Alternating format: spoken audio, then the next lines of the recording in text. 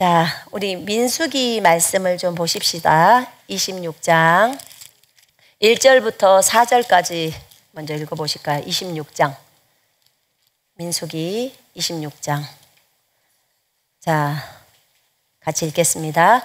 연병 후에 여호와께서 모세와 제사장 아론의 아들 엘르아살에게 말씀하여 이르시되 이스라엘 자손의 온 회중의 총수를 그들의 조상의 가문을 따라 조사하되 이스라엘 중에 20세 이상으로 능히 전쟁에 나갈 만한 모든 자를 계수하라 하시니 모세와 제사장 엘르아살이 여리고 맞은편 요단가 모압 평지에서 그들에게 전하여 이르되 여호와께서 애굽 땅에서 나온 모세와 이스라엘 자손에게 명령하신 대로 20세 이상 된 자를 계수하라 하니라. 아멘.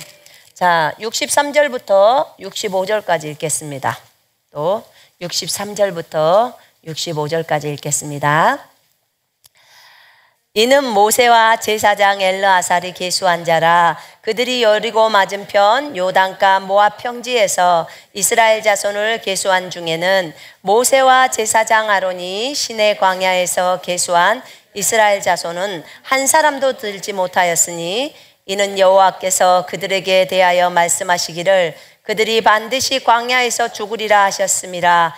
이러므로 여푼네의 아들 갈렙과 눈의 아들 여호수아 외에는 한 사람도 남지 아니하였더라. 아멘. 오늘 주님이 이제 저희에게 주시는 말씀은 이스라엘의 새 세대가 이제 계수가 되는 거예요. 두 번째 인구 조사를 하게 만들어요. 그 25장에 보면 이제 25장에 보면 26장에서 지금 인구 조사를 하라고 할 때 연병 후에라고 하는 이제 그 전염병처럼 그런 재앙이 왔죠. 재앙 후에 인구 조사를 하게 합니다. 왜 재앙 후에 인구 조사를 시켰을까? 분명한 하나님의 뜻이 있거든요. 그 전에 이 재앙이 오게 된 이 연병이라고 하는 전염병이죠. 그 병이 오게 된 이후가 오게 된 원인이 뭐였냐면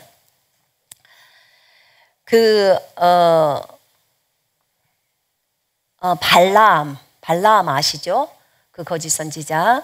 이제 발라암 사건이 22장부터 24장까지 있고 난 이후에 발라암을 통해서 발락이라는 모압 왕이 발라암에게 이스라엘을 저주해 주라. 왜냐하면 이스라엘이 쳐들어와서 우리 모압 땅도 다 먹을 것 같으니까 우리 무서우니까 당신이 저주하면 저주가 될 것이요 하고 그를 불렀는데 오히려 그가 축복만 하고 끝이 나버린 거예요. 그리고 나서 한 가지 비밀을 알려준 거예요. 왜냐하면 모압 왕이 돈을 줄 테니까 제발 저주해 주시오. 근데 자기는 하나님 때문에 저주를 할 수 없으니까 이 발라암이 돈이 눈이 멀어서 모압 왕한테 한 가지 비밀을 딱 알려줍니다. 이스라엘을 무너뜨릴 수 있는 방법이 있어요. 그게 뭡니까? 했더니 여자를 이용하세요. 그 얘기를 해요. 그래서 민수기 25장에 보면요. 이스라엘 사람들이 시딤에 머물러 있었을 때 모압 여자들과 그들이 음행을 해요. 이스라엘 백성들이 음행하는데 그 여자들이 자기네들의 신들에게 제사할 때 이스라엘 백성들을 청해서 이 이스라엘 백성들이 그 신에게 절도 하고 이 여자들하고 음행을 합니다. 이것이 바알보올 사건이라고 그래요. 바알보올 사건. 그래서 부돌 지방에서 있는 부올 지방에 있는 바알을 숭배한다 이런 의미거든요. 이것 때문에 이제 여호와께서 화가 나셔버린 거예요. 그래서 참 이게 아주 너무 이 발라암이 간악하죠, 그죠? 너무 악한 거예요. 그래서 이 바알보올에 가담을 해서 여호와께서 진노하십니다.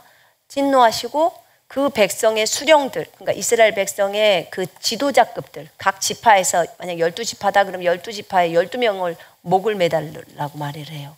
그리고 그뿐만 아니라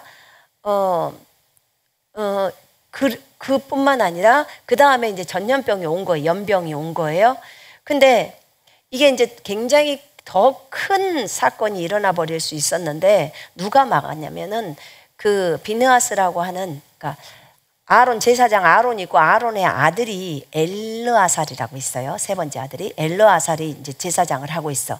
그 첫 번째 아들하고 두 번째 아들은 그 하나님 앞에 바르게 향을 피워서 불을 드려야 되는데 그걸 못 해가지고 이제 죽었고, 세 번째 아들 엘르아살이 그 제사장으로 있는데 그 엘르아살의 아들이 비느하스라고 있어요.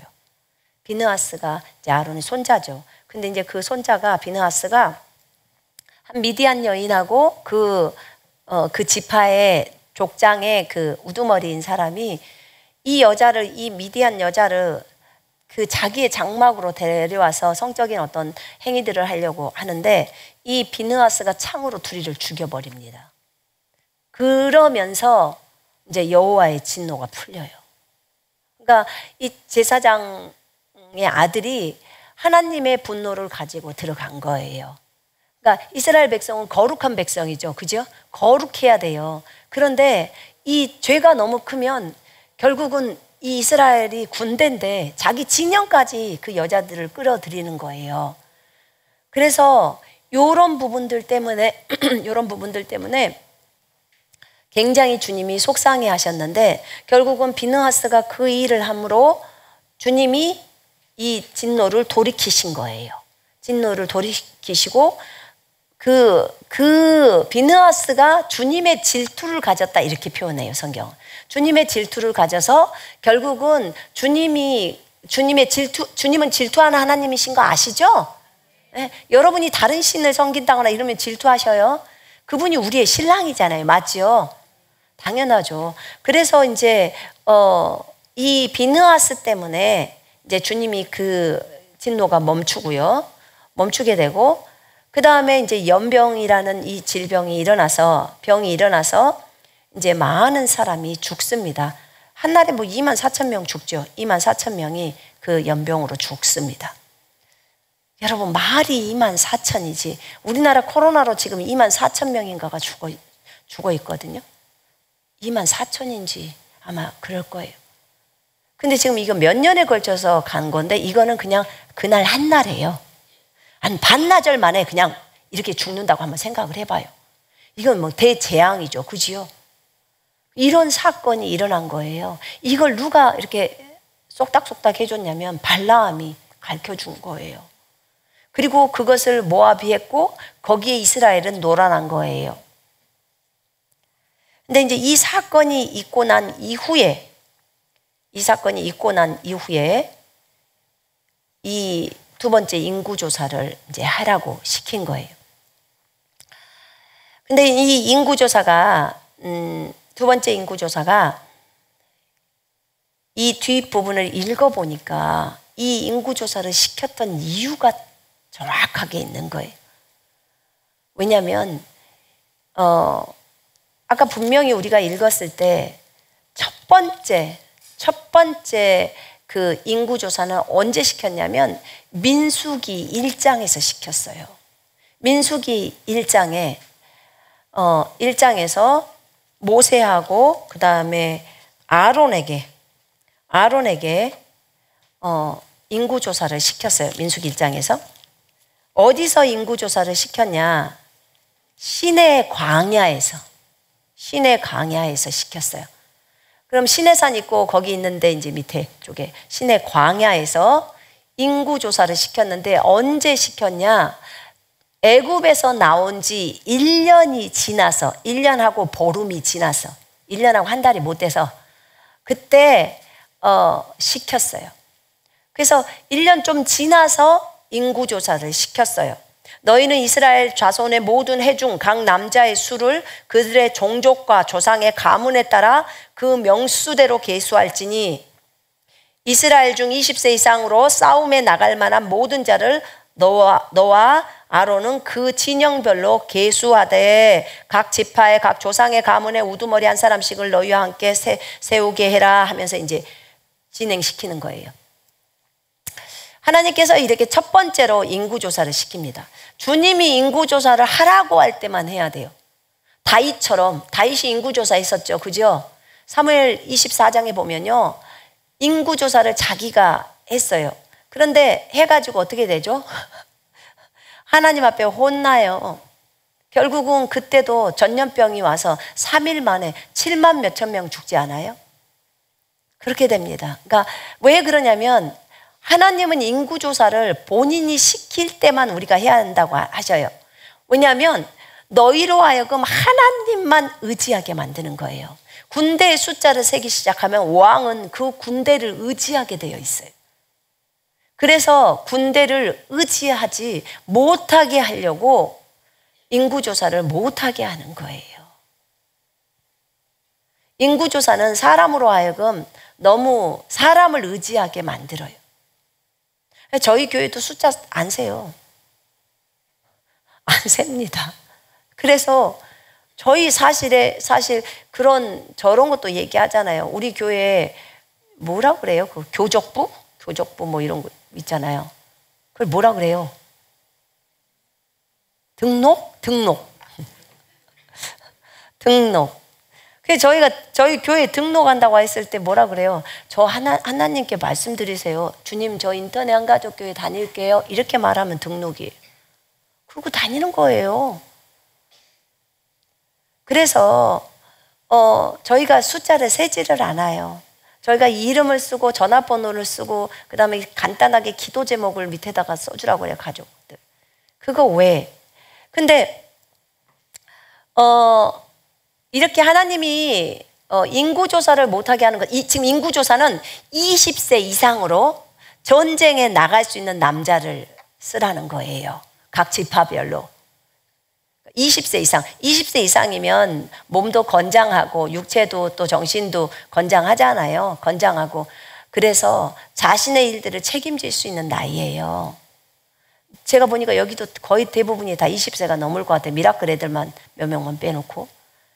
그러면 이제 그렇게 20세 이상의 그 사람들의 숫자를 세서 이 사람들로 하여금 무엇을 하려고 했을까요? 그들로 하여금 전투에 참여할 수 있도록 하려고 한 거예요. 전쟁을 하기 위해서. 이렇게 하나님이 모세에게 요구했고요.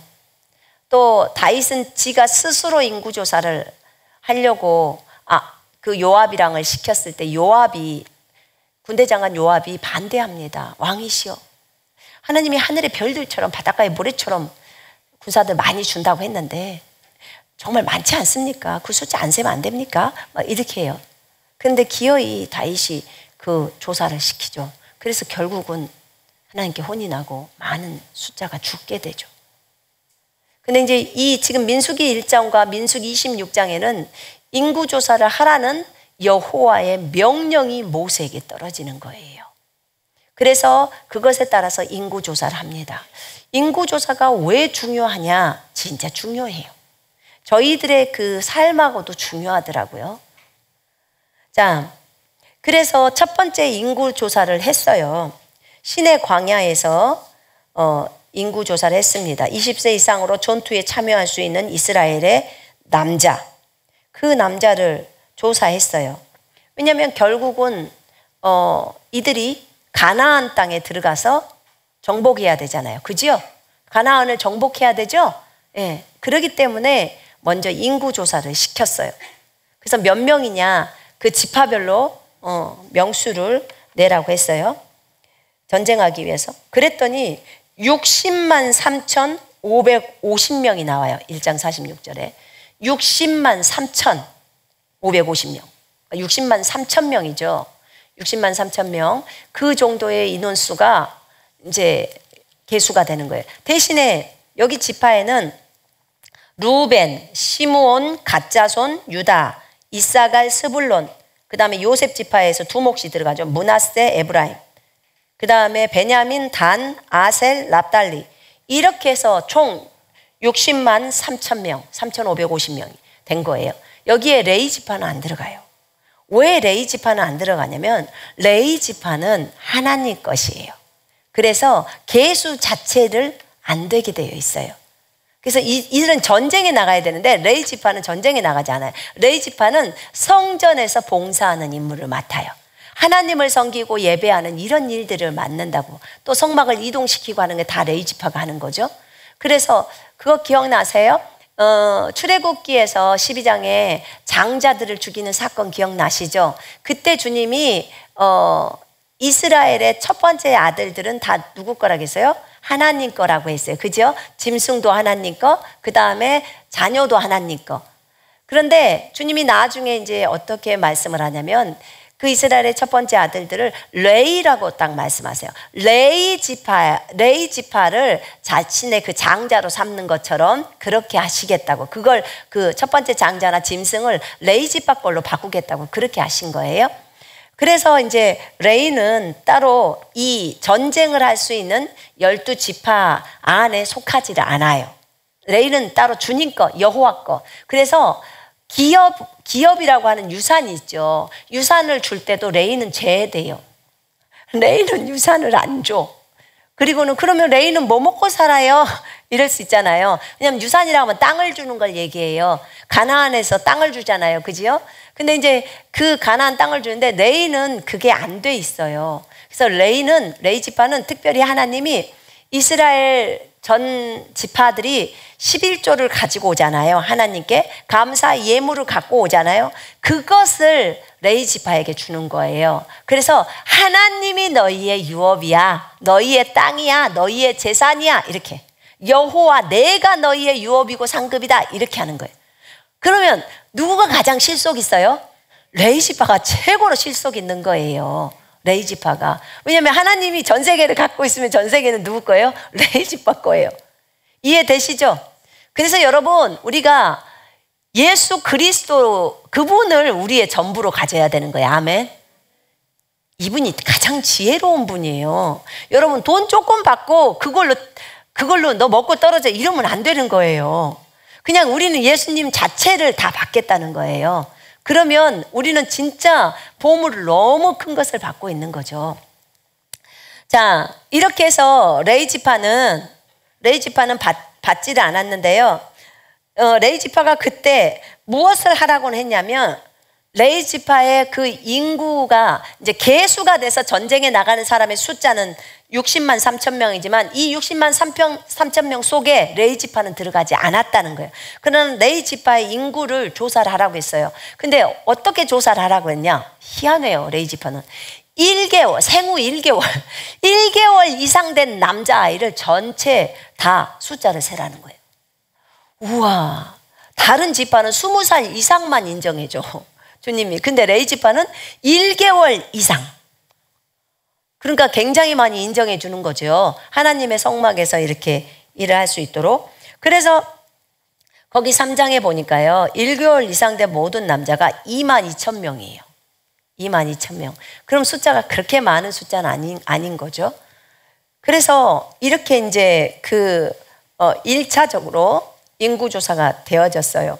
인구조사가 되어졌는데, 1차 때는 이들을 지금 당장에 제비뽑기를 해서 그 땅을 나눠준 건 아니었어요. 일단 계수를 해라. 계수를 해서 어떤 식이냐면요, 진영을, 그러니까 민수기라는 것 자체가 군대잖아요. 군대가 주님이 가라고 하는 그곳을 향해서, 앞을 향해서 갑니다. 그런데 어떤 기준을 따라 가냐면 성막이 있어요. 성막이 있죠. 성막이 있는데 우리 총 12개의 지파가 있잖아요. 근데 지파가 있는데 뭐 동쪽, 북쪽, 서쪽, 남쪽. 동쪽은 유다, 이사갈, 스불론. 그 다음에 그쪽에 북쪽에 뭐 단 지파, 납달리 지파, 아셀 지파. 그 다음에 서쪽은 에브라임, 므낫세, 베냐민. 그 다음에 남쪽은 루벤, 시므온, 갓 지파. 레이는 이제 계수되지 않고. 레이는요, 성막이 있으면 가장 성막 가까이에다가 진을 쳐요. 이게 레위 지파의 특징이에요. 그러니까 주님하고 가장 가까이 두는 게 레위 지파고, 레위 지파 그 다음 저 바깥쪽으로는 그 다음에 유다 지파, 이렇게 동쪽, 서쪽, 남쪽, 북쪽을 향해서 이렇게 치는 거예요. 이렇게 군대가 진영이 딱 배열이 돼요. 이들은 이스라엘을 군대라고, 출애굽에서 나올 때 다 군대라고 하죠. 그래서 군대예요. 우리가 그리스도의 군대죠. 그지요? 네, 그래서 잘 들어야 돼요. 오늘 설교를. 자, 이렇게 구성을 주님이 시키셔서 이들로 하여금 이제 가나안 땅까지 갈 수 있도록 하는 거예요. 또 각자가 그 단의 군대다 그러면 단 군대의 진영에 군기가 있어요. 깃발이 있어요. 그래서 또 깃발을 들고 이렇게 가더라고요. 군대가. 그렇게 하면서 이제 진군을 하는 이런 역할들을 할 수 있도록 하더라고요. 자, 이렇게 해서 첫 번째는 일단 그렇게 해서 성막이 세워지고 거기에서 잠잘 때도 그 자리에서 자는 거예요. 그렇게 진영별로 자고, 그 다음에 이제 뭐 죄를 지었다 어쩌고 나면 저 진영 바깥으로 멀리 나가서 그쪽에서 하고, 또 볼일 보는 거, 은가 싸거나 뭐 볼일 보는 것도 진영 바깥쪽에서 하고, 또 미리암처럼 이렇게 범죄해가지고 벌 받을 때도 진영 밖에서 이렇게 했다가 들어오기도 하고, 거기서 뭐 이제 씻고 들어오고 막 이런 것들이 규례들이 있었잖아요. 구약이다 보니까. 그렇게 해서 이제 1차적으로 인구조사를 해서 목적이 이제 전쟁에 내보내려고 했던 거예요. 시내 광야에서 그렇게 이제 조사를 마쳤었어요. 그런데 이들이 조사하고 나서 끝나고 쭉 이제 지금 26장까지 2차 조사를 오는 과정 속에서 너무나 많은 일들이 일어났어요. 여러분도 잘 알다시피 이들은 너무 많은 죄들을 범했어요. 그렇죠? 그래서 아까 민수기 우리가 25장 사건만 보더라도 그들이 그 미디안 여인들과 간음해서, 모압 여인들과 간음해서 그 여인을 타국 여인이잖아요. 이방 여인이잖아요. 그 여인을 자기 장막에 이스라엘 진영 안으로 데리고 들어오는 거예요. 이거는 거기는 굉장히 거룩한 곳이거든요. 그런데 여자의 눈이 멀면 그렇게 되나 봐요. 그래가지고 이렇게 악한 짓을 저질러 버리는 거예요. 그래서 그런 재앙이 들어왔던 거예요. 근데 이제 거기 26장에 보면 이제 이 제사장 엘르아살과 이제 모세가 이들의 총 수를 세기 시작합니다. 그 조상들의 가문에 따라 이제 조사를 하죠. 그러니까 이렇게 돼요. 르우벤이 첫 번째, 야곱의 12아들이 지파가 된 거 아시죠? 그래서 야곱의 12아들이 지파가 되는데 그 르우벤이 첫 번째 장자다. 그러면 르우벤이 누구누구를 낳고 그 난 사람이 이제 그 종족의 우두머리가 되는 거죠. 종족의 우두머리가 되고 그 우두머리로부터 나온 자식들이 몇 명이다. 이렇게 하는 거예요. 그래서 거기 보면 이스라엘의 장제는 르우벤이라 5절부터 나오는데, 그러면서 르우벤의 종족들이 계수된 자는 43,730명이었더라 라고 7절에 26장 7절에 나와요. 지금 이제 2차로 하는 거예요. 1차에 있던 사람들이 이렇게 계수가 됐는데 어떻게 됐냐면, 지금 연병 후에 이것을 다시 계수하라고 했을 때는 지금 아까 60만 3천 명이 3,550명이 계수가 됐는데, 여기서 60만 3,550명이 계수가 됐는데 60만 3,547명만 남고 60만 3,547명은 3명만 남고 다 죽었어요. 60만 3,547명이 이 재앙이요, 지금 25장에서 그 연병으로 나왔던 그 재앙이 마지막으로 이 인원수를 다 죽이는 마지막 재앙이었어요. 딱 3사람 남았어요. 누구? 2명 남았네. 2명. 3사람이 아니고. 왜냐하면 모세는 레위 지파 속에 들어가기 때문에. 누구 남았냐면 여호수아하고 갈렙만 남았어요. 나머지는 이 연병으로 죽은 사람이 24,000명인데 24,000명 죽기 전에 나머지는 다 죽고 마지막 남은 24,000명이 이 연병으로 다 죽었어요. 지금 이 상황이 펼쳐진 거예요. 그러면 1차 때 출애굽에서 1년 뒤에 조사했던 인구조사에서 세상에 그 많은 60만 548명 그 사람들이 다 죽은 거예요. 그러니 엄청난 거죠, 이 사건이. 그래서 이제 2차적으로 인구조사를 시작하라고 했던 거예요. 자, 잠깐 설명할게요. 전체 총 인구는 지금 2차에서 전체 총 인구조사를 했더니 60만 1730명이에요. 60만 1730명. 그럼 60만 명이 또 어디서 났대냐? 네, 광야에서 태어났습니다. 이분들이 광야 40년 동안 살았어요. 자, 민수기 14장 한번 봐요.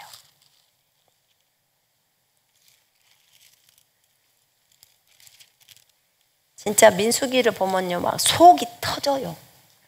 속이 터져. 근데 이게 내 모습이에요, 여러분. 여러분들의 모습이고.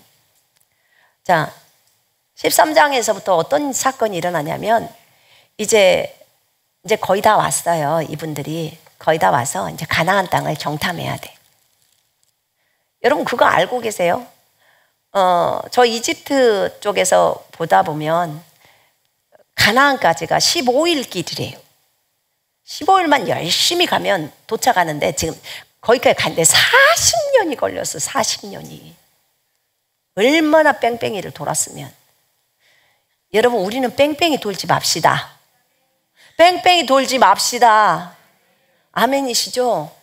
진짜 여러분 아멘 잘해야 돼요. 뺑뺑이 돌면 안 돼요. 여러분 이거는 15일 길이면 갈 수 있는 데를 40년을 돌아야 되는 이런 어리석음에 빠져서는 안 돼요, 우리가. 여호와께서 모세에게 말씀하십니다. 모세는 주님의 말을 듣고 그대로만 했던 사람이에요. 우리는 모세를 본받아야 합니다. 근데 여호와께서 모세에게 말합니다. 사람을 보내서 가나안 땅, 이스라엘 자손에게 준 가나안 땅을 정탐하게 해라. 그래서 각 지파 중에서 한 사람, 각 지파 중에서 그 우두머리를 보내라. 그렇게 말합니다. 1차 때 우두머리하고 2차 때 우두머리가 다 다르죠. 다 죽었으니까. 그런데 그 안에 여호수아하고 갈렙이 들어가 있어요. 그 에브라임 지파에는 여호수아가 들어가 있고 유다 지파에서는 여푼네의 아들 갈렙이 들어가 있어요. 그래서 총 12명을 정탐을 하려고 가데스 바네아에서 가나안 땅으로 보냅니다. 가서 먹을 거 갖고 와봐. 그 땅이 견고한지 견고하지 않는지, 성읍이 견고한지 견고하지 않는지, 땅이 좋은지 나쁜지, 토지가 비옥한지 메마른지, 나무가 있는지 없는지 탐지해라. 담대해라. 또 그 땅의 실과를 과실을 가져와라. 그래서 그들이 12명이 들어갑니다. 그곳으로 들어가서 40일간을 정탐하고 옵니다. 40일간을 돌아와서 이제 가데스 바네아로 돌아옵니다. 돌아와서 모세에게 보고를 합니다. 그러면서 말합니다. 당신이 보낸 대로 그 땅은 너무너무 좋았습니다. 정말 젖과 꿀이 흐르는 땅이었습니다. 왜요? 토지가 너무 좋아서 과실 농사가 너무 잘 되니까 포도 한 송이를 두 사람이 장대에다 메고 와요. 얼마나 무거우면 알이 크면 그러겠냐고. 여러분 그렇게 큰 알 먹어봤어요? 사과만한 포도 알, 한 개 알. 나도 못 먹어봤어요 아직은. 신장에서 포도가 크게 난다고 해서 먹었는데 포도 알이 이 정도는 커요. 근데 이만큼 사과만큼 한 건 못 먹어봤어요. 근데 얼마나 크면 한 송이를 이렇게 매갖고 둘이 메고 오겠냐고. 힘드니까. 젖과 꿀이 흐르는 땅, 얼마나 땅이 기름지면 그럴까요? 그러면서 이 사람들이 얘기를 합니다. 진짜 당신이 우리를 보냈는데 하나님이 진짜 그 땅 정말 좋은 땅인 것 같아요. 그러나 그 땅 거주민은 너무나 강하고 성읍은 견고하고 힘이 클 뿐만 아니라 거기서 내가 거인 자손을 봤어요. 이제 말합니다. 거인 자손을 봤어요. 그랬더니 갈렙이 말합니다. 모세 앞에서 갈렙이 바로 말합니다. 백성들 조용하시오. 우리가 올라갑시다. 그 땅을 취합시다. 우리는 능히 이길 수 있습니다. 이게 갈렙의 태도예요. 이 갈렙의 태도예요. 그런데 그 올라갔던 백성들이 뭐라고 하냐면 바로 말합니다. 아닙니다. 우리는 능히 올라갈 수 없습니다. 왜냐하면 그 백성은 우리보다도 더 강하고, 그 다음에 우리가 거기서 본 아낙 자손들은, 네피림의 후손인 아낙 자손들은 너무나 컸기 때문에 우리는 우리 스스로를 볼 때도 메뚜기처럼 보이는데 그들 눈에도 우리가 메뚜기처럼 보일 것입니다 하면서 자기 생각까지 싹 집어넣으면서 말한 거예요. 모세하고 백성들에게. 그렇게 이제 말을 하니까 그때부터 백성들은 밤새워서 웁니다. 밤새워서 울어요. 어찌할꼬 그러면서 아론과 모세가 우리를 불러내서 이 광야에서 죽게 한다는 거예요. 애굽에 매장지가 없어서, 쉽게 말하면 무덤이 없어서 우리를 여기서 죽게 하려고 우리를 불렀단 말인가 하면서 울고불고 난리가 나는 거예요. 그러면서 우리 돌아가자.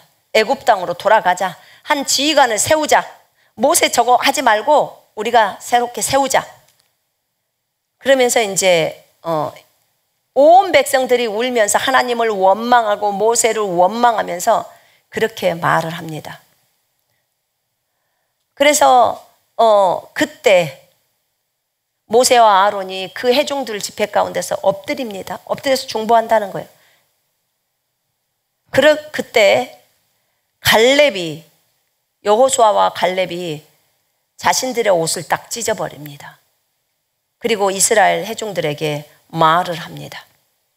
여러분, 우리가 다녔던 땅은 너무너무 좋은 땅이에요. 젖과 꿀이 흐르는 땅이에요. 너무너무 아름다운 땅이었습니다. 그래서 이 땅을 하나님께서 우리에게 주셨습니다. 여러분, 여호와를 거역하지 맙시다. 또 그 땅의 백성을 두려워하지 맙시다. 그들은 우리의 밥입니다. 그렇게 말해요. 우리의 먹이라는 거, 우리의 밥입니다. 그들의 보호자는 그들에게서 떠났고 여호와는 우리와 함께 계십니다. 이렇게 말합니다. 이 믿음의 말을 갈렙이 합니다. 참 훌륭하죠? 여러분, 우리가 갈렙처럼 얘기를 해야 돼요. 갈렙처럼. 정말 믿음의 말을 갈렙은 했습니다. 우리는 상황이나 이런 환경들을 보면서 자기 생각을 넣어서 말을 하는 경우가 많아요. 그런데 그래서는 안 돼요. 하나님이 원하시는 것은 무엇일까요?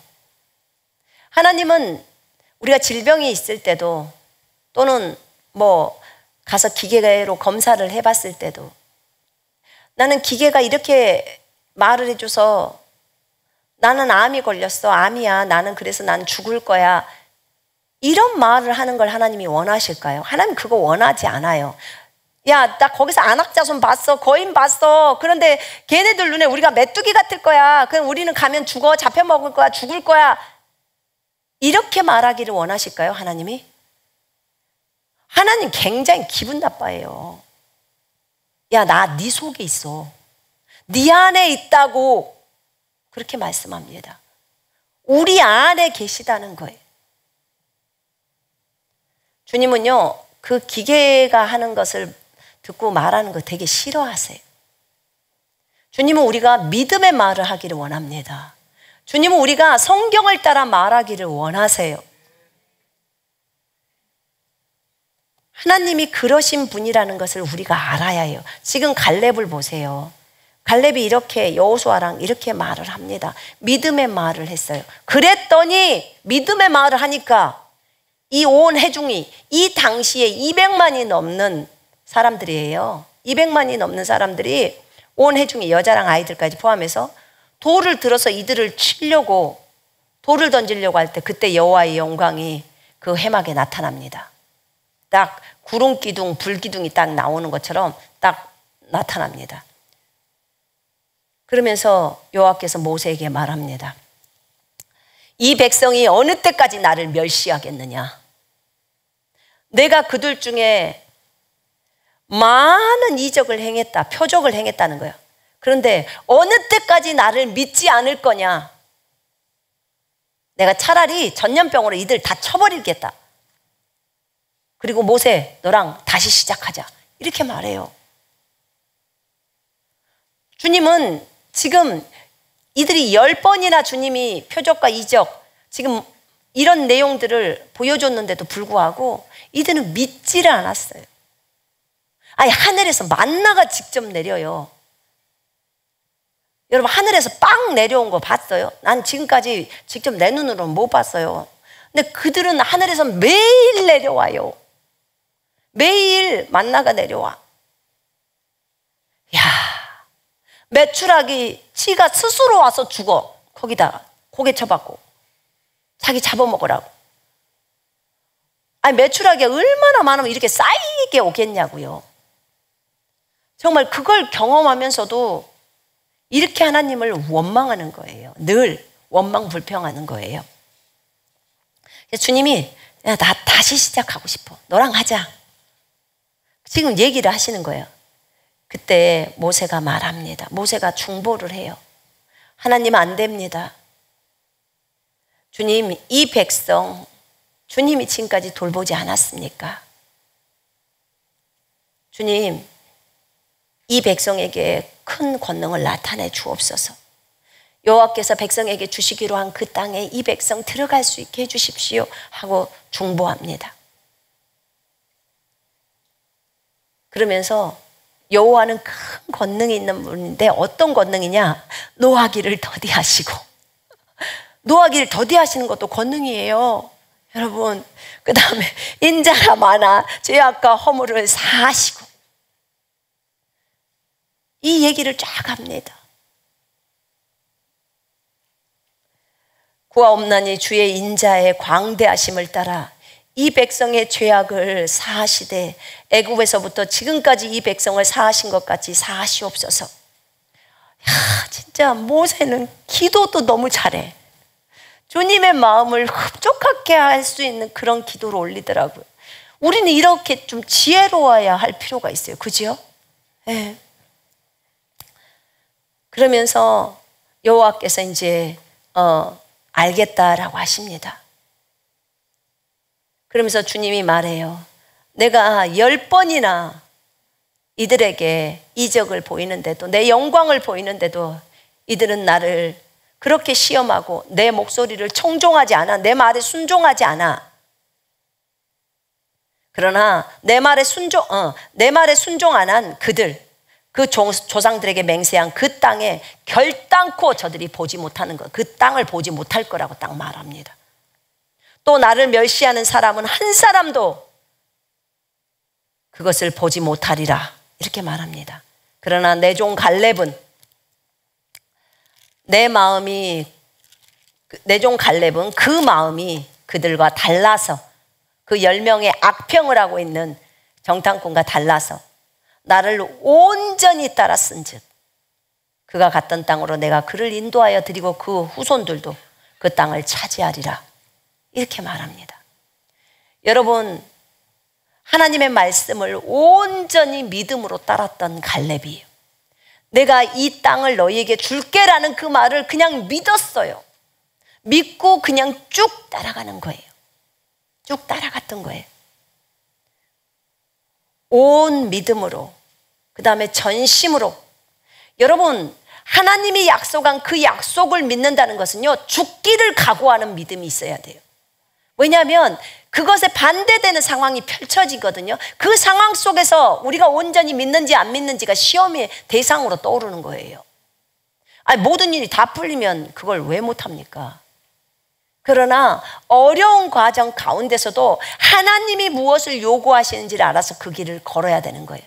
그럴 때는 죽기를 각오하는 결단이 필요한 거예요. 자, 그리고 모세에게 말합니다. 이제 너희는 내일 돌이켜서 홍해길을 따라 광야로 들어가, 이렇게 말합니다. 나를 원망하는 이 악한 회중에게 내가 어느 때까지 참으랴? 이스라엘 자손이 나를 향하여 원망하는 바 그 원망하는 말을 내가 들었노라. 잘 들어보세요. 내가 여호와의 말씀을 두고 맹세하는데 너희 말이 내 귀에 들린 대로 내가 너희에게 행하리라. 너희가 나에게 원망 불평하면서 어떻게 원망 불평을 했냐, 이렇게 했어요. 너희가 우리의 처와 자식들 그들은 다 그 광야에서 그곳에 가게 되면, 가나안 땅에 가면 다 먹이가 될 것이고 다 먹혀버릴 것이고, 그 다음에 우리들은 그곳에 가면 다 잡아먹힌다는 거예요. 근데 너희가 그렇게 말했지? 내가 너희 말대로 해줄게. 그 말합니다. 너희가 죽겠다고 하는, 너희가 싫어하는 땅, 그렇게 31절에 표현됩니다. 너희가 사로잡히겠다고 말하던 너희의 유아들은, 어린 것들은 내가 인도하여 드리리니 그들은 너희가 싫어하던 땅을 보려니와 너희의 시체는 이 광야에 엎드려질 것이요. 너희의 시체가 엎드려진다는 거예요. 자, 29절 봅니다. 너희 시체가 이 광야에 엎드려질 것이라. 너희 중에서 20세 이상으로서 계수된 자, 곧 나를 원망하는 자 전부가 여푼네 아들 갈렙과 눈의 아들 여호수아 외에는 내가 맹세하여 너희에게 살게 하리라 한 땅에 결단코 들어가지 못하리라. 이렇게 나와요. 결단코 들어가지 못한다는 거예요. 두 사람만 제외하고는. 그러면서 너희의 자녀들은 너희가 반역한 죄, 너희가 음행한 죄를 짊어지고 너희의 시체가 광야에서 소멸되기까지 40년을 광야에서 방황하는 자가 되리라. 40년을 방황하게 된대요. 너희가 정탐한 날 수가 40일인데 그 1일을 1년으로 쳐서 40년 동안 죄악을 담당하라. 그제서야 내가 싫어하면 어떻게 되는지를 너희가 알리라. 나의 반감을 너희가 알리라.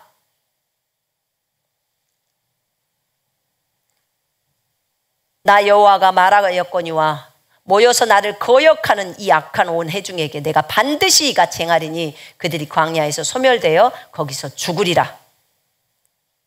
이렇게 말씀하시고, 땅을 정탐하러 갔다 온 그 정탐꾼들이 10명이 악평을 했죠. 그 악평하는 사람들은 그 악평을 했기 때문에 온 회중들이 모세를 원망했거든요. 그 모세를 원망하는 것은 여호와를 원망하는 거예요. 왜냐하면 모세에게 지시를 한 게 여호와이셨기 때문에. 그래서 온 회중이 모세를 원망하게 한 그 사람들은 그 땅에 대해서 악평한 자들은 여호와 앞에서 재앙으로 쳐서 죽여버립니다. 그래서 여호와 앞에서 죽어버려요. 오직 눈의 아들 여호수아와 여푼네 아들 갈렙만 생존합니다. 이게 지금 14장 사건이에요.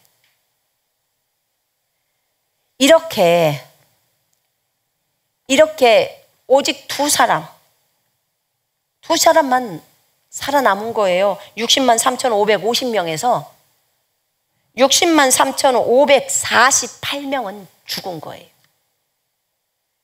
주님이 말씀하신 이 말씀대로 그대로 진행시키신 거예요. 그들이 다 광야에서 죽어요. 광야가 이렇게 많은 사람의 무덤이에요. 무덤이 된 거예요. 참 슬픈 일이죠.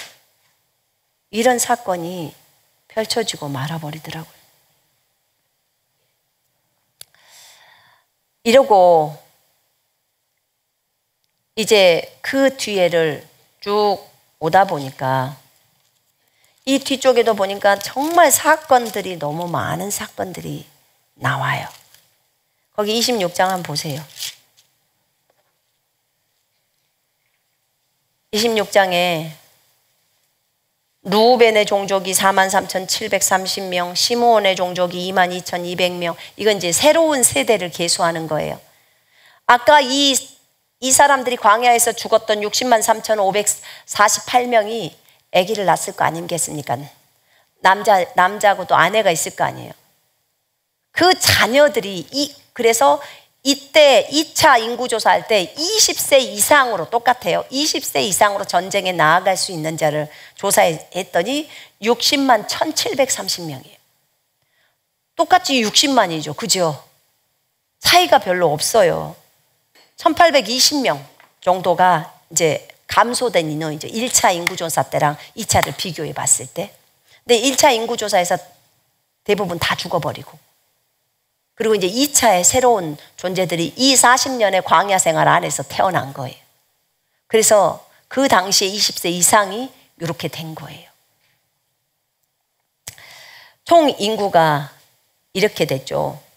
누가 계수했나요? 여기는 모세하고 엘르아살이 계수했고, 첫 번째 인구조사는 모세하고 아론이 했죠. 아론도 이제 죽었으니까.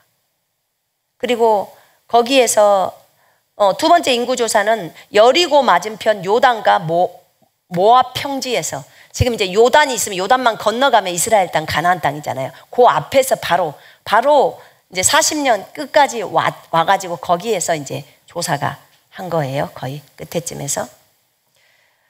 거기에서 인구조사를 하게 하신 이유는 뭐냐면, 먼저 전쟁에 나갈 수 있는 사람들의 숫자를 알아봐야 되겠죠. 그 가나안 정복 전쟁을 위해서 군대의 조직을 편성하거든요.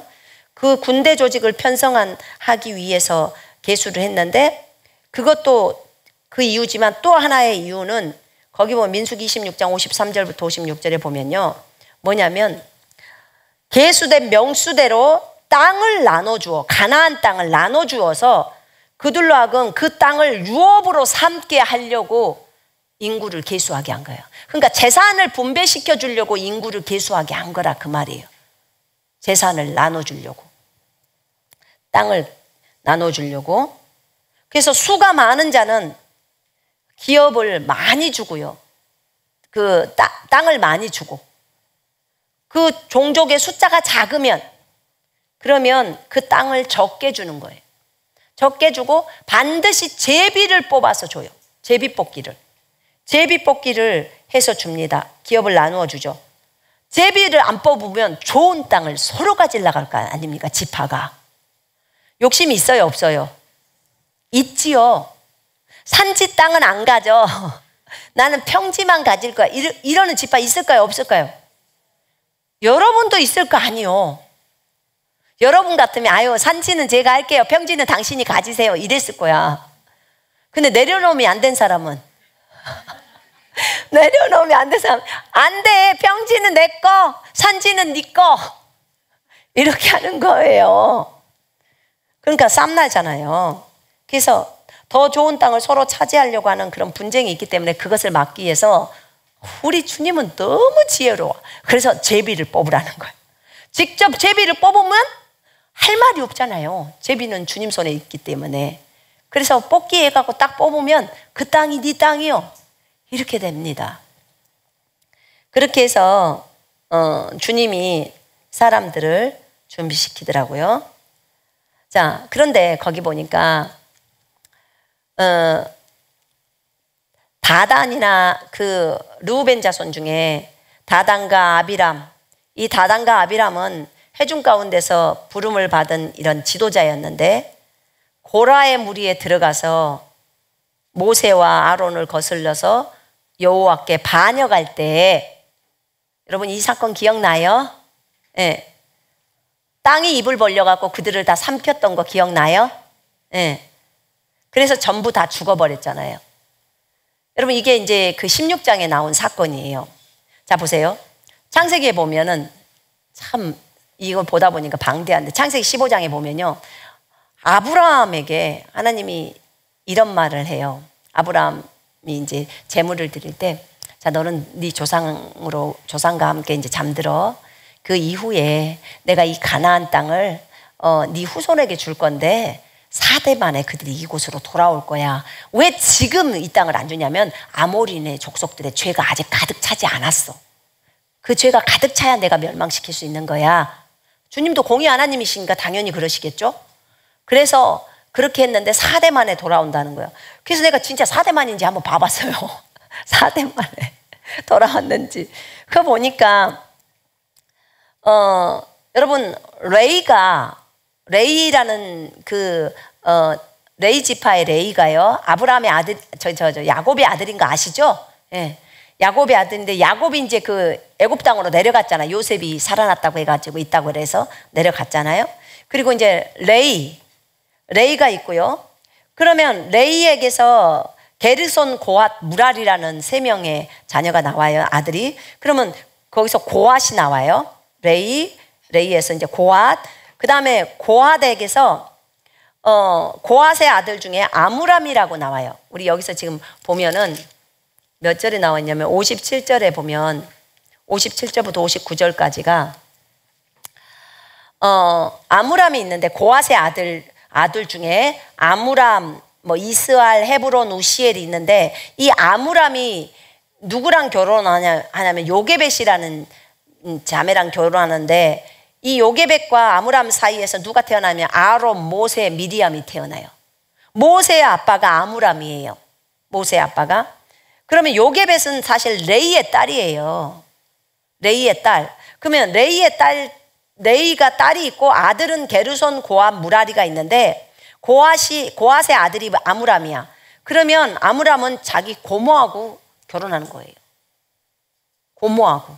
자기 아버지가 고앗인데 고앗의 동생이 요게벳이야. 그러니까 근데 이 레이가 저기 애굽에 와가지고 이 딸을 낳았대요. 그러니까 굉장히 뭐 또 어떤 누구랑 결혼을 해서 낳나 보죠. 그러니까 이제 아므람이 결혼할 만큼 나이 차이가 그렇게 많지는 않았나 보죠. 그래서 이 고모랑 결혼을 아므람이 했는데 이 요게벳인데 요게벳 사이에서 모세가 태어난 거예요.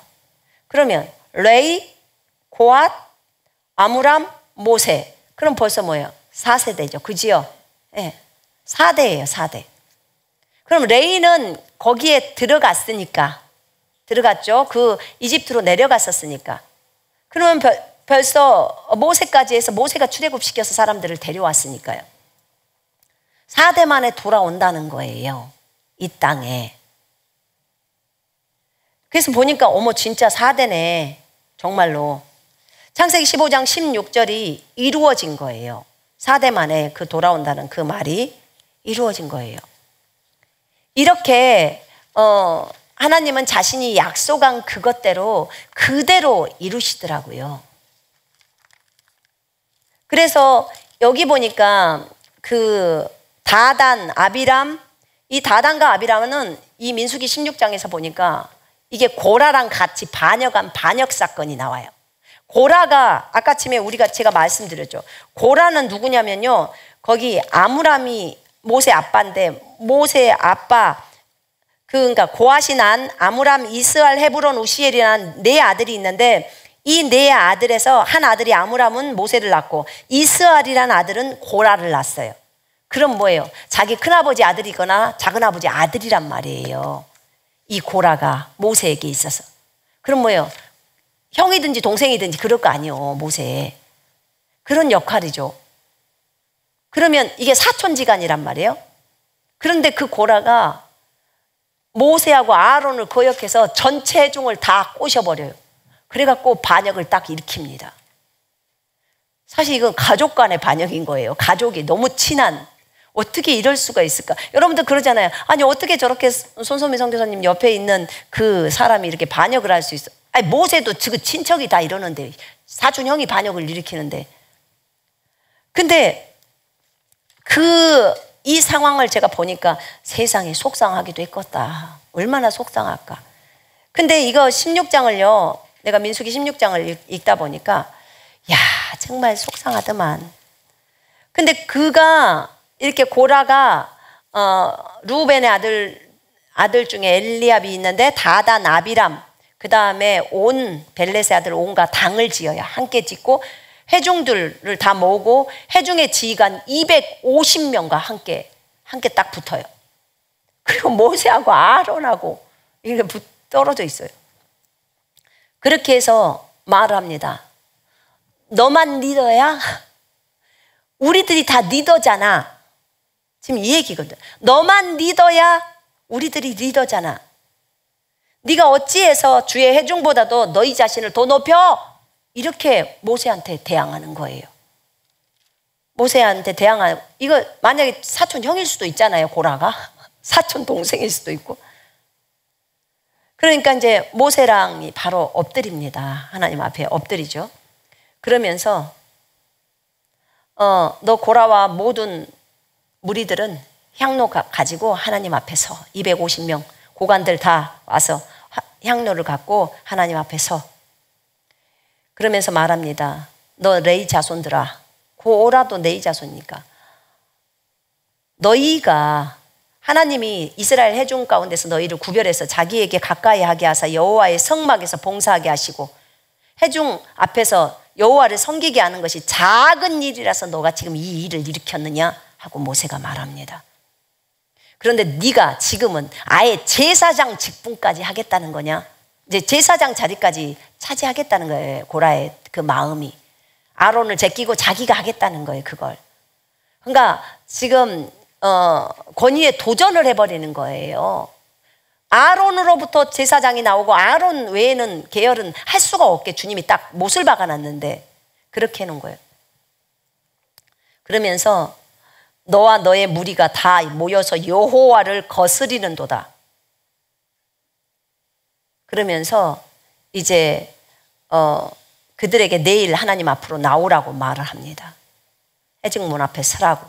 그래서 이제 그들이 다 회중문 앞에 서요. 거기 있는 그 사람이 누구죠? 다단과 아비람은 또 모세가 그럼 너도 나와서, 왜냐면 걔가 같이 당을 짓고 했으니까, 그럼 너도 나와서 이쪽에 와라 그랬더니 말도 안 들어. 말도 안 들어요. 듣지도 않아. 근데 이제 하나님께서 모세와 아론과 더불어 회막문에 주님이 내려오십니다. 주님의 영광이 나타나십니다. 그러면서 말해요. 너랑 주님, 너희는 이 회중에게서 떠나. 아론, 모세, 너희 이 회중에게서 떠나. 그냥 내가 순식간에 이들 다 멸해버릴게. 딱 말합니다. 그랬더니 모세와 아론이 엎드립니다. 주님, 요 사람들이 지금 잘못했잖아요. 이 사람들이 잘못했는데 여기 있는 백성들까지 다 죽여서 쓰겠습니까? 이렇게 말해요. 그러면서 그럴 주님이 알겠다 하면서 너희는 이 반역한 무리들의 그 장막에서 다 떠나라고 해요. 그 백성들한테. 그래서 다 떠나라고 말합니다. 그때 모세가 그런 말을 합니다. 주님, 일반적으로 내가 지금까지 했던 이 일이 여호와로부터 들었고 그분으로부터 행했던 일이라면 주님, 이 사람들의 죽음이 모든 사람이 죽는 것처럼 그런 죽음을 당하는 벌이라면 이건 여호와가 하시는 것이 아니고 정말 한 번도 해보지 않은 거, 땅이 입을 벌려서 그들을 다 쓸어 담아버리면 이건 여호와께서 새 일을 행하신 것입니다. 여호와가 지금까지 나를 씻겨서 일한 것입니다. 이것을 증명해 보여달라는 거예요. 그렇게 모세가 말한 거예요. 왜냐하면 이들이 여호와를 멸시했다는 것을 저들이 알아야 합니다. 이렇게 말했어요. 그랬을 때 다단과 아비람과 그 가족들이 다 장막에 서 있고 고라도 있는데 고라의 자식들은 이것에 참여는 하지 않았더라고요. 근데 갑자기 말이 끝나자마자 땅이 그냥 쫙 갈라져 버립니다. 그리고 그 사람들 그냥 속에다 딱 집어넣고 딱 문 닫아버리는 거예요. 땅에 문 닫아버리는 거예요. 지진이 일어나면 지진은 벌어져 있잖아요. 그죠? 근데 이거는 주님이 벌렸다가 싹 놓고 그냥 닫아버린 거예요. 그걸 보고 사람들이 너무너무 두려움에 떱니다. 너무너무 두려움에 떨고 그 다음에 250명이 향로를 갖고 있었던 그 지휘관들은 거기에서 그냥 불이 나와버려요. 다 살라버려요. 이 사람 다 죽어버립니다. 그 고라의 반역에 가담했던 무리들이 다 죽여버립니다. 그랬더니 또 그 다음날 이 모습을 본 사람들이 이제 열받아가지고 네 때문에 사람들이 다 죽었어 막 이렇게 하면서 하니까 그러면서 또 그 자리를 탐합니다. 이 제사장을 계속해서 아론을 어렵게 만드는 거예요. 그래서 또 전염병이 와요. 그래서 하나님이 이들이 계속해서 제사장을 대적하는 이 일을 못하게 하려고 지팡이 12개 갖고 오라고 합니다. 각 지파에. 자, 지파 12개 지팡이 갖고 와. 거기에 레위 지파에서 아론의 지팡이 넣으라고 해요. 누가 진짜로 하나님이 선택한 제사장인지를 보여주겠다는. 12개를 내 법궤 앞에다 딱 놔둬. 법궤 앞에다 딱 놔두고 그 앞에 이 딱딱한 이 지팡이에 꽃이 피는지 어떤 것이 긴지 한번 보라고. 그랬더니 아론의 지팡이에 꽃이 핍니다. 싹이 나고 꽃이 피고 아몬드 열매가 맺어요. 자, 갖다 보여줘. 누구를 선택했는지를. 그리고 이제 그 다음부터는 입을 닫습니다. 이런 사건들이 펼쳐졌더라고요. 이렇게 해서 이 종족들에 대한 이제 총 숫자가 60만 1730명으로 되어졌고요. 그리고 레위 지파의 그 숫자도 이 숫자 안에는 계수되지는 않지만 레위 지파의 숫자를 세보니까 1개월, 생후 1개월부터 남자아이예요. 생후 1개월부터 남자아이가 2만 3천 명. 첫 번째 1차 조사 때는 2만 2천 명. 레위 지파는 2만 3천 명. 그 다음 숫자는 2만 3천 명이 된 거예요.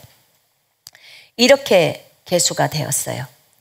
자, 이렇게 했는데 거기 63절에 보니까 이제는 모든 사람이 63절부터 65절까지 그 말씀을 했죠. 모세와 제사장 아론이 시내 광야에서 계수한 이스라엘 자손은 한 사람도 이 두 번째 인구조사에 들지 못했다는 거죠. 못하였으니 이는 여호와께서 그들에 대하여 말씀하시기를 그들이 반드시 광야에서 죽으리라 하셨습니다. 이러므로 여푼네 아들 갈렙과 윤의 아들 여호수아 외에는 들어간 사람이 한 사람도 없더라. 자, 오늘 우리에게 이렇게 군대를 계수하는 것에 대해서 얘기를 하셨습니다. 주님은 이것을 대추수하고 얘기를 같이 하시더라고, 저한테. 왜 이게 필요합니까? 라고. 왜냐면 특별한 메시지잖아요, 이 메시지가. 그때 주님이 얘기를 하는 건 이거였어요. 대추수는 영적 전쟁이다. 그리고 대추수는 정복 전쟁이야. 라고 하셨어요. 정복 전쟁. 영혼들을 예수께로 이끄는 거예요. 이겨오는 거예요, 여러분. 이스라엘 사람들이요, 가나안 땅을 정복하는 정복 전쟁. 그게 여호수아를 통해서 지금 여호수아서에 나오잖아요, 그죠? 그것을 대추수하고 주님은 비교를 하시더라고요. 그것을 대추수를 정복 전쟁과 비슷하게 얘기를 하세요. 그곳에서는 그 사람들을 처치하고 그 가나안 땅을 얻잖아, 이스라엘 백성들은. 근데 너희들은 사람의 마음이라는 마음이 밭이래요. 그 밭이 땅이라는 거예요. 그 사람의 마음밭을 정복해야 예수 그리스도가 그곳에 들어오신다는 거예요. 야, 정말 놀랍네요. 맞아요, 주님. 이 땅을 정복하는 게 사람의 마음을 정복하는 거예요. 그들이 예수 그리스도를 영접해야 예수님이 들어가시죠. 그죠? 예. 그래서 예수님께로 그들의 마음을 향할 수 있도록 하는 거라는 거예요. 우리가 하는 전쟁이. 그러면서 무엇이라고 말했냐면, 아까 말했을 때 원망이나 불평이나 그 다음에 하나님을 대적했던 그 자손들은 다 광야에서 끝나버렸다는 거예요. 모두 다 광야에서 끝나버린 거예요. 광야에 다 엎드려졌다는 거예요. 여러분, 이런 사람들은 군인으로 끝까지 갈 수가 없다고 했어요. 그들은 군대로 모집되어졌어요, 출애굽에서. 근데 광야에서 다 죽었어요. 다 엎드러졌어요. 가나안 땅에는 그들이 못 들어갔어요. 군인이 다 죽었어. 광야에서 길러진 그들을 또 새로운 군대로 뽑았어요. 그들은 자기 부모들이 죽는 걸 직접 눈으로 목도하면서 자신들은 그러지 말아야 하는 것을 뼈저리게 체험한 존재들이에요. 그 부모님의 원망 불평들을 다 보면서 하나님을 향해서 불평하고 리더인 모세를 향해서 불평하는 그들을 보면서 그들이 다 엎드려 죽는 것을 다 보았어요. 그러면 그들은 끝까지 하나님이 말씀하신 가나안 땅에 못 들어간다는 것을 알게 되었어요. 그래서 새로운 사람들이 계수되어서 새 세대가 계수되어서 그들이 군인으로 섰어요. 마귀들과 영적으로 전쟁할 수 있는 군사들이에요. 이 하나님의 아들들, 지금 현재 우리들로 말을 했을 때 그들이 새롭게 시작돼서 가나안 땅으로 들어가야 한다는 거예요. 여러분, 저희가 안산에서 시작했습니다. 안산에서 2년 동안 군사훈련 책을 쓰고 영상을 찍었어요. 군사훈련 지침서를 준비했대요. 군사들을 길러내기 위해서. 준비 작업이죠. 군사를 훈련하기 위한 준비 작업. 그게 2년이 걸렸어요. 그리고 나서 수원으로 오라고 했어요. 안산을 평안의 산이에요. 그리고 나서 수원으로 가라고 했어요. 주님의 지시에 따라서. 물군원인 수원으로 와서 예수님이시죠. 주님이 군사가 될 사람을 보내줬어요. 군사를 쉽게 말하면 뽑은 거예요. 출애굽에서 그들을 군대로 세워서 들여보낸 것처럼 군사들을 보냈어요. 그래서 우리를 통해서, 하나님은 우리를 통해서 그들을 군사들로 훈련시키셨어요. 1기부터 8기까지가 왔습니다. 8월이면 이제 끝나죠. 2017년도 6월 25일 날 6.25 전쟁이 있는 그 날에 우리가 첫 예배를 드렸어요. 그때였던 것 같아요. 그 근처에. 7월 1일 날 공식적으로 방송으로 예배를 드렸죠. 주님이 얘기하실 때 이렇게 얘기를 하십니다. 원망하는 자, 불평하는 자, 욕심이 있는 자, 대적하는 자, 내려놓음이 안 된 자, 이들은 군사의 대열에서 다 떨어져 나갔다. 이 과정이 5년이 필요했었대요. 그래서 5년 동안 있었던 거예요. 제가 어제 이 얘기를 들으면서 그렇군요, 주님, 맞습니다. 이 과정이 쉽게 말하면 광야 같은 과정이에요. 이것이 필요했다는 거예요. 걸러내야 할 사람들을 다 걸렀다는 거예요. 새 세대가 준비가 되는 거예요, 이게. 그리고 이제 주님은 우리에게 다른 지역으로 이동을 하라고 하셨습니다.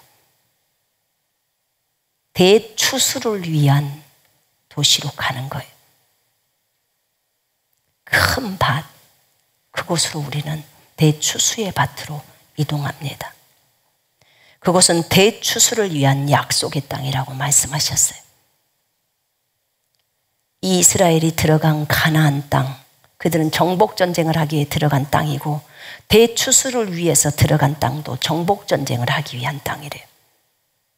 영혼들을 예수께로 이끄는 군대가 들어간답니다. 새로운 세대가 계수되어 들어가는 거래요. 훈련된 군대가 새롭게 계수되어서 그곳으로 이동한다라고 하셨어요. 정말 감사했어요. 하나님께서 군사들을 부르시고 이것과 이것을 그냥 연결을 바로 시켜주시던데요.